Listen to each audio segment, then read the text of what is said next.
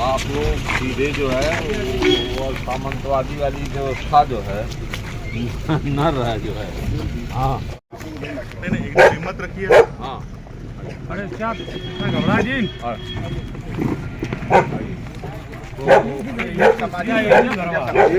घर है सर, यही घर है। समाधि भी यही बना दिया है। माननीय राष्ट्रीय अध्यक्ष श्री अखिलेश यादव जी ने कुछ जानकारी ये हुई इस घटना की, जो गणेश उपाध्याय जी के पुत्र गंगा किन्नर थे, उनकी हत्या की जानकारी हुई। तो उन्होंने मुझे 1 तारीख को इस यहाँ पर भेजा जो है कि आप जाइए जो है और मौके की स्थिति क्या है उसकी जानकारी लेकर के आइए। हाँ सर जी, एक गाजीपुर है और गाजीपुर में एक किन्नर समाज के लोग सुरक्षित नहीं, इस पर आप क्या कहना चाहेंगे? अब सरकार तो हमेशा अपराध मुक्त समाज की बात कर रही है और जो आंकड़े पेश करती है उसको भी फॉल्स आंकड़े पेश करती है। अब न किन्नर समाज सुरक्षित है, न तो कैबिनेट के मंत्री ही इनके सुरक्षित हैं। अभी इनके कैबिनेट के मंत्री का बयान आ रहा है कि हम सुरक्षित नहीं हैं।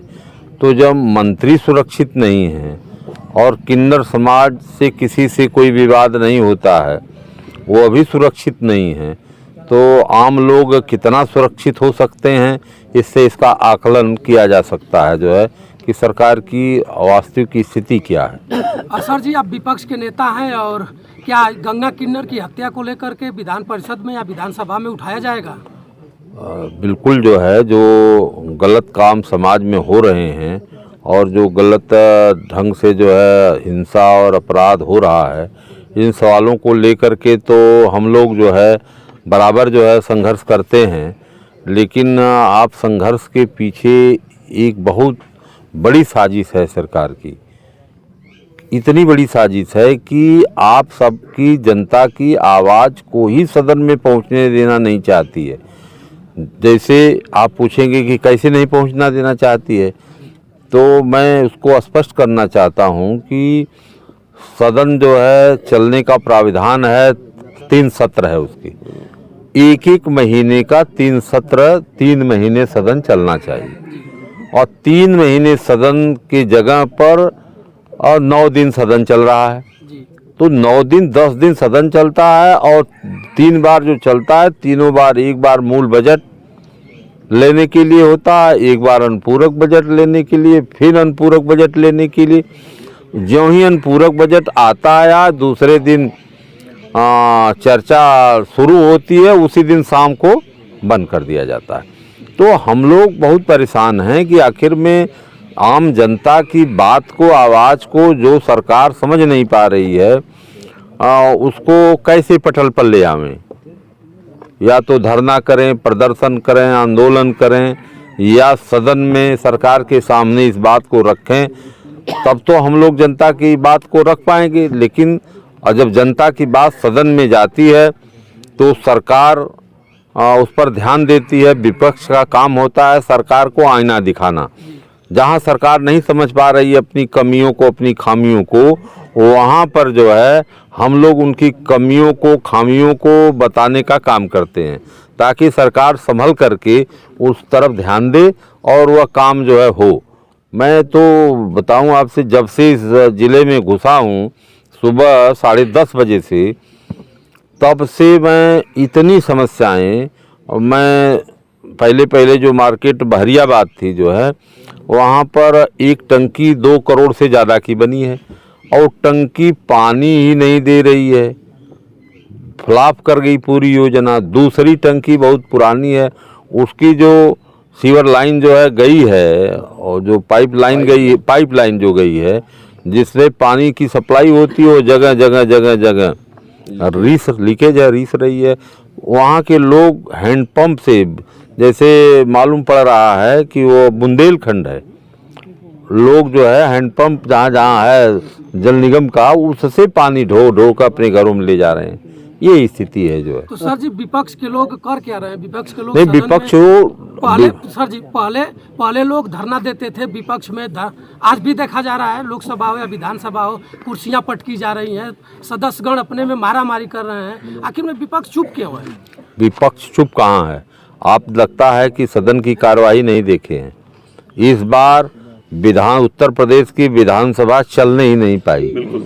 विधान परिषद भी जो है सदन में हम लोग दो बार जो है बेल में गए हैं, वहाँ जमीन पर बैठे हैं जनता के सवालों को लेकर के। लेकिन सरकार जो है दमनकारी नीति अपना रही है जो है, और सरकार जो है जनता की बात को सुनना नहीं चाहती है। लोकतंत्र की पूरी तरह से हत्या वहाँ भी हो रही है। बताइए, हम ही से जो है हमारे सभापति से कई बार इस पर विवाद हुआ।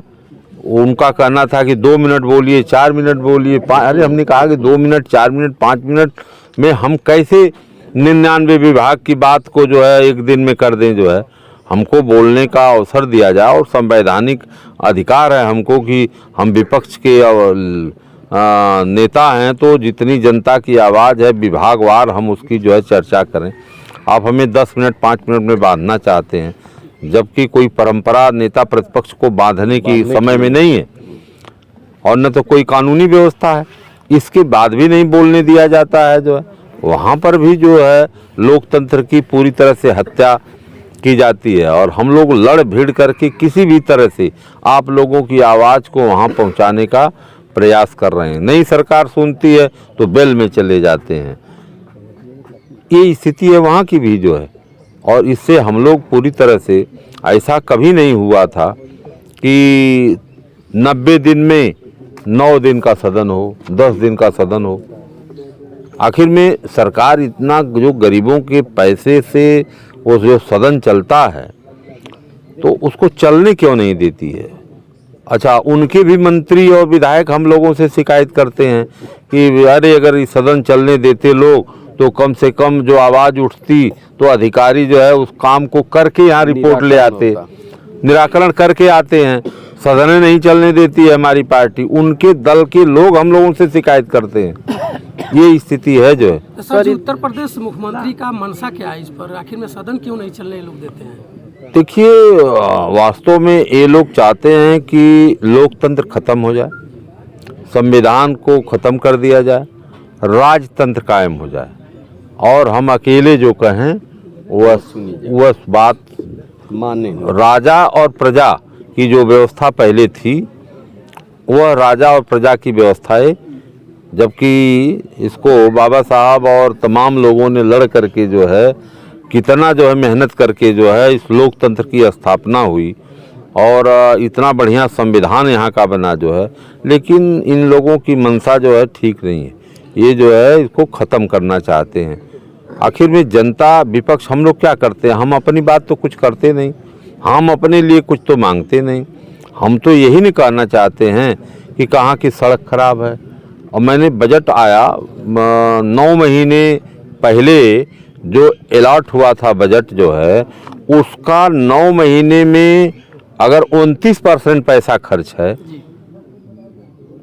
शेष पैसे ही नहीं खर्च है, तो 3 महीना समय बचा है, तो 29, उसके बाद जो बचा है 71% जो है, वो पैसा खर्च करोगे कि उस पर अनुपूरक बजट ले आओगे?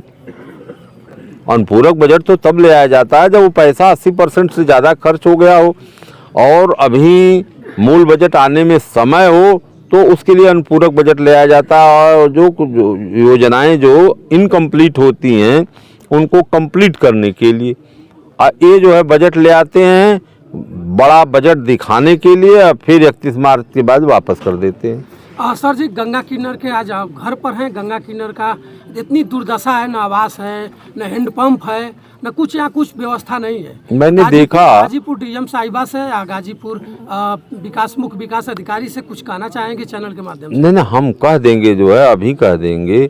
यहाँ बैठे बैठे ही हम जो है, हम तो वहाँ भी बैठे थे, तो सीडीओ से बात किए पानी के विषय में जो है, टंकी के विषय में। हैं, मैं सीडीओ क्या था उसमें। अच्छा।